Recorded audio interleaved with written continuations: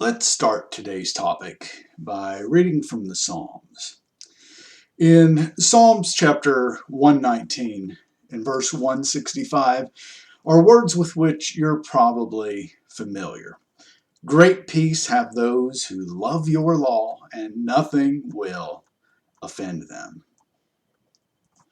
Now, a literal translation of that verse would, instead of law, actually say Torah. In today's world, more people would be familiar with the title Old Testament, although obviously not all of the Old Testament books had been written at the time that King David penned these words in the Psalms.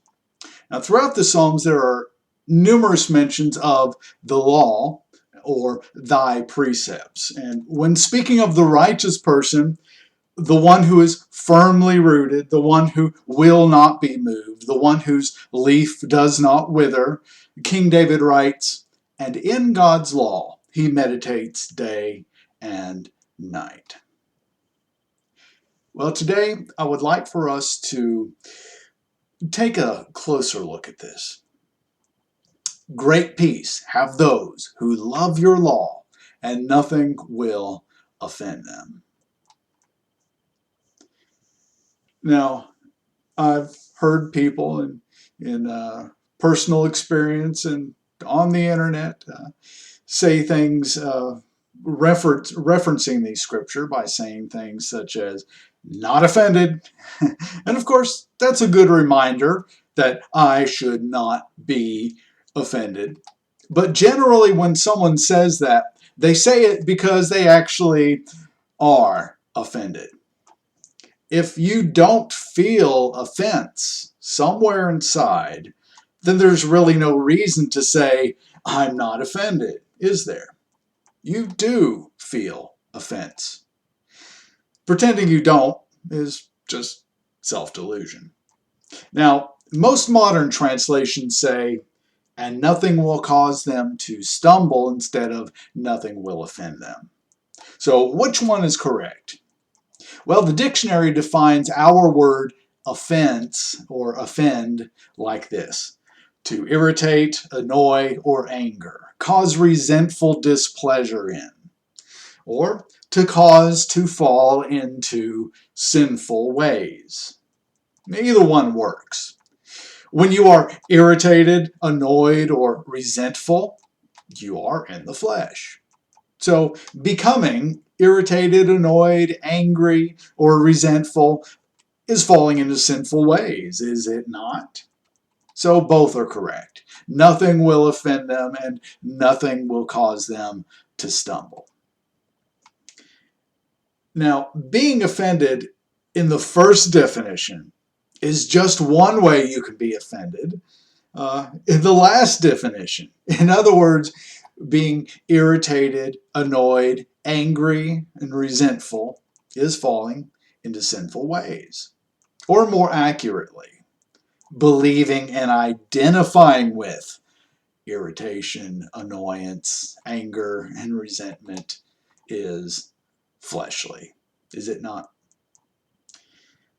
So when you put up your hand and you say, not offended, but you really are offended, it's a good start toward disidentifying with the offense, but realize that you did experience offense. Don't fool yourself. You did have offense rise up within you. And that brings us back to our verse. Great peace have those who love your law, and nothing will offend them. So, if you battle with offense, realize the offense is not the problem. The offense is only a symptom. Now, someone might say, so you think I don't love the Bible enough? Or maybe you think I don't love the Old Testament enough? First of all, it doesn't matter what I think. But consider this. Let's imagine for us guys, we find a picture of a beautiful lady. Or for us ladies, we find a picture of a dashing prince. Let's pretend we're single for this example, just so it works a little better. And we fall in love with the picture, with the image. We don't know the person, but we're madly in love. Isn't that enough? Okay, it's a bit easier to see the folly in that. But what is the Bible? What is the Old Testament? What is the Torah? Is it not just an image? You can see the image with your mind. You can feel love for the image with your emotions without knowing the true law. The mind can know only the image. Only the Spirit can know that of which the written law is the image. And as the New Testament verse says, if you walk in the Spirit, you will not fulfill the desires of the flesh. In other words, you won't be offended. And if you feel that offense, you will recognize the flesh that is behind it. Now, Matthew chapter 13, verses 54 through 58 says this. And when Jesus had come into his own country, he taught them in their synagogue so that they were astonished and said, from where has this man obtained this wisdom and these mighty works? Is this not the carpenter's son? Is his mother not called Mary, and his brothers James and Joseph and Simon and Judas and his sisters? Are they not all with us? From where then has this man gotten all these things? And they were offended by him. But Jesus said to them, a prophet is not without honor except in his own country and in his own house. And he did not do many mighty works there because of their unbelief.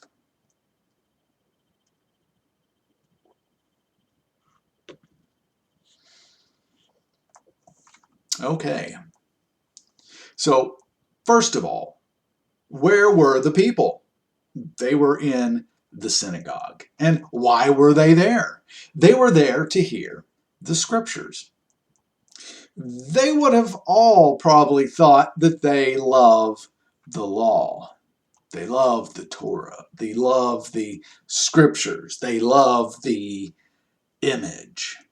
But they were offended. Jesus irritated them. Jesus annoyed them. Jesus angered them. Jesus caused resentment in them. But hang on just a minute. That's actually not true. It wasn't Jesus who caused these things. It was the flesh. Does Jesus irritate you? Does Jesus annoy you? Does Jesus anger you? Do you resent Jesus?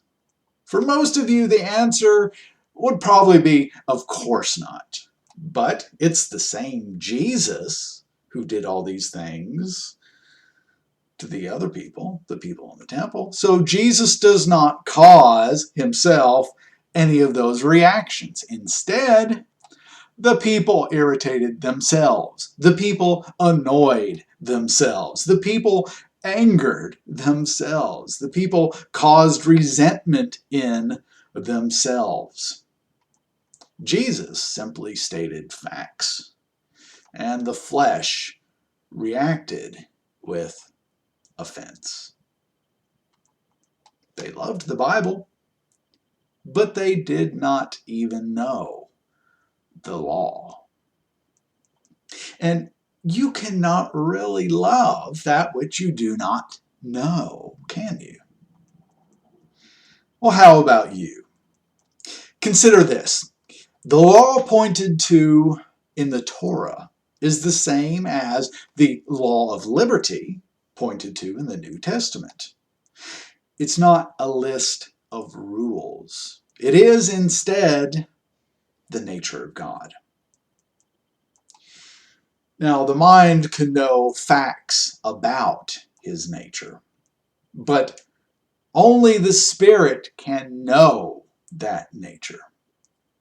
The mind can memorize and recite the list of rules that are found in the Old Testament, but only the Spirit can know the nature behind those rules.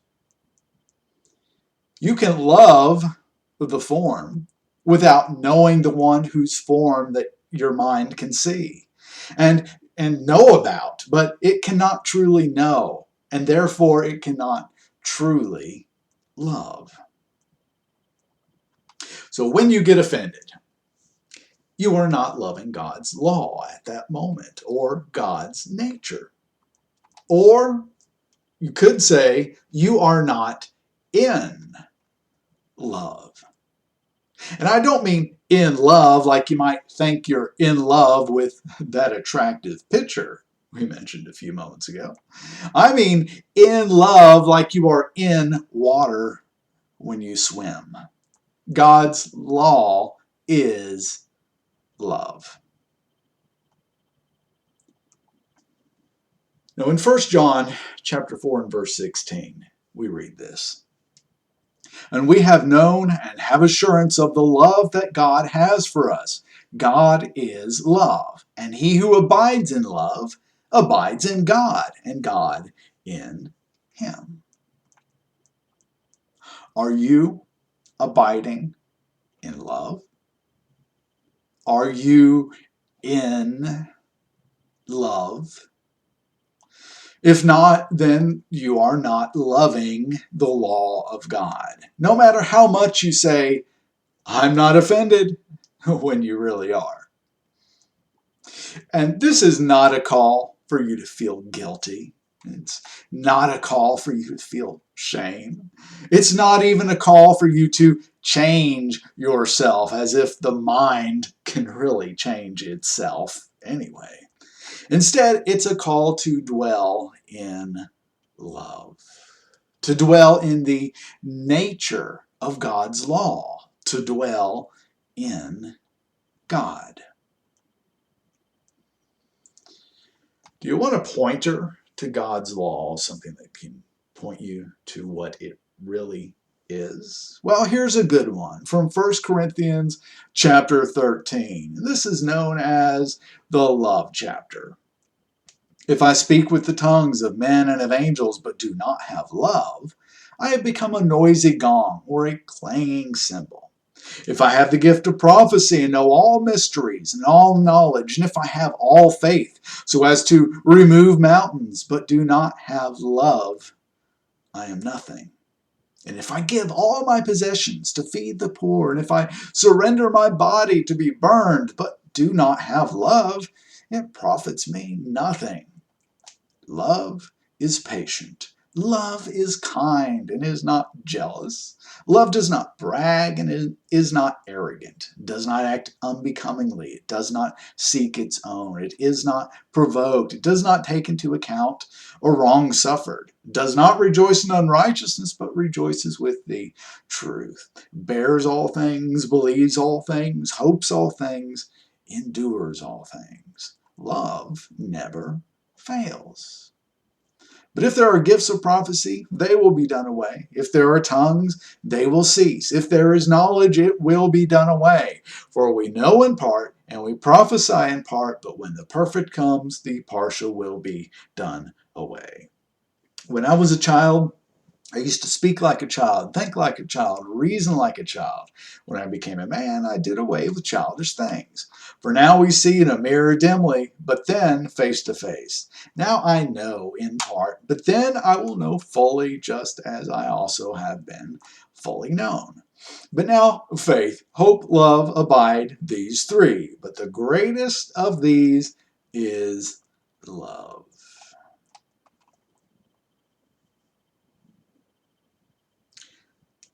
Well, let's consider that description we just read. Patience. Are you ever impatient? Kindness. Are you ever the least bit unkind? maybe even just in something you say or think. Not jealous. Do you ever suffer any kind of jealousy? Does not brag. Maybe I'm the only one here who has ever boasted. Is not arrogant. Maybe none of you have ever been convinced that those who don't agree with you on a certain issue are simply less intelligent or less spiritual than you, and that makes you feel good about yourself. Does not act unbecomingly. Does not seek its own.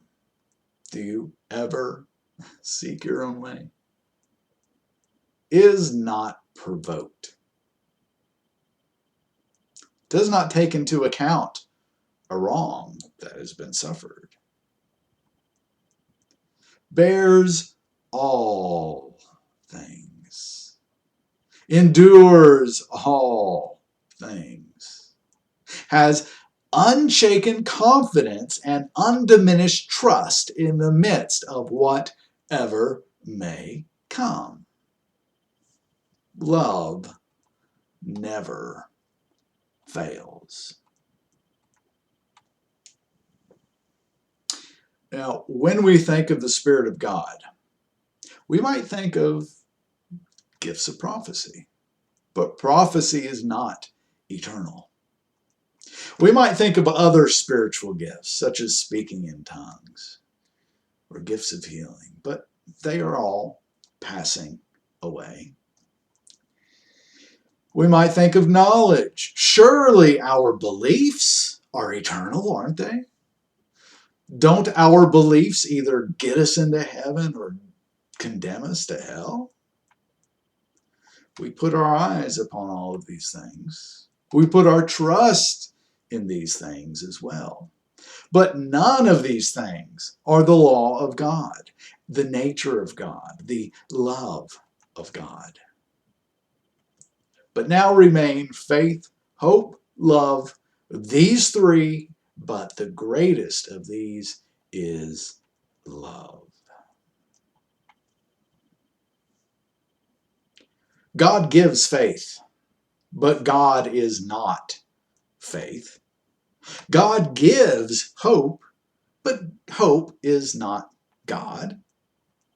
God gives love, and God is love because he gives himself as a dwelling place for those who surrender to him and those who put all of their trust in him. Deuteronomy chapter 33 and verse 27 says, "The eternal God is a dwelling place." Now, we tend to think of God as a separate person, but that is just one outer form. In essence, God is a dwelling place. God is something in which we live, we move, we have our being. Real life is where? Real life is in love and nowhere else. Everything else is just dust. And the real law of God is love, is life, is him. It is a place in which we can dwell. All other ground is sinking sand. Now, don't scold yourself for not dwelling in love. That doesn't do any good. Instead, be there now. To those who are rich in, or more accurately, who are attached to things of this earth, whether that's material riches or strongly held beliefs or the thoughts and the ideas of the mind, to those whose hands are full of any of these things, grasping onto them, the way into life is much too narrow. Kind of like a camel passing through the eye of a needle. In Matthew chapter 7, verses 13 and 14, Jesus says this, "Enter in at the narrow gate, For the gate is wide and the way is broad that leads to destruction, and there are many who enter it. But the gate is guarded by obstacles, and the way is narrow and blocked by troubles, which leads to life, and there are few who find it. Now, we hear these verses, and we generally think that they mean Jesus is the only way to God. Of course, he is. But the word life there, the way to life, comes from a root word which means breath or vitality. It is a dwelling place of love, of life, of unending peace and joy. It is a place in which you cannot take offense. You cannot stumble. You cannot fall. You cannot become angry or offended or resentful or self-seeking or full of doubt or full of fear. In that place, you do not try to not be offended or angry or selfish or any of these things. Instead, you cannot be anything that is outside of the nature or the law of God, of love, of peace, of joy.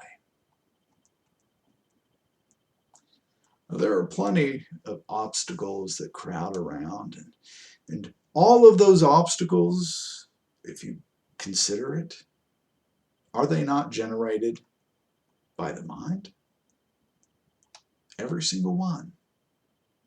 In John 4:24, Jesus says this: God is spirit, and those who worship him must worship him how?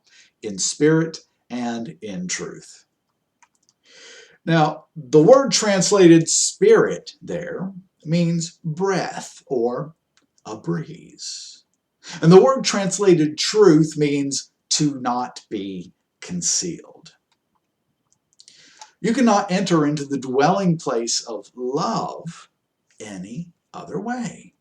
The you that is not the mind, the you that is not concealed by the things of this earth, including the forms of thought, mental concepts, or even beliefs.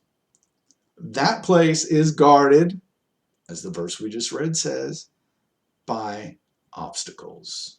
It is blocked by our belief in these so-called troubles of what we call life. Putting your trust in Jesus ensures that you will someday enter into that place. Placing your attention beyond the obstacles brings you there now. And in that place now, nothing can offend you. Nothing can upset you. Nothing can make you stumble. Nothing can make you fall. So come to that place. Go beyond the obstacles. See them for what they are.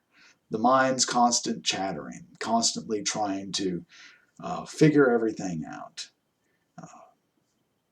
It's just an obstacle. More accurately, believing in everything the mind says and thinking it is you, identifying with its stories and all the situations of life. Those are obstacles. They keep you from entering that still, perfect, eternal place of presence with God, with the nature of God, also known as the law of God. So seek to enter into that narrow gate and be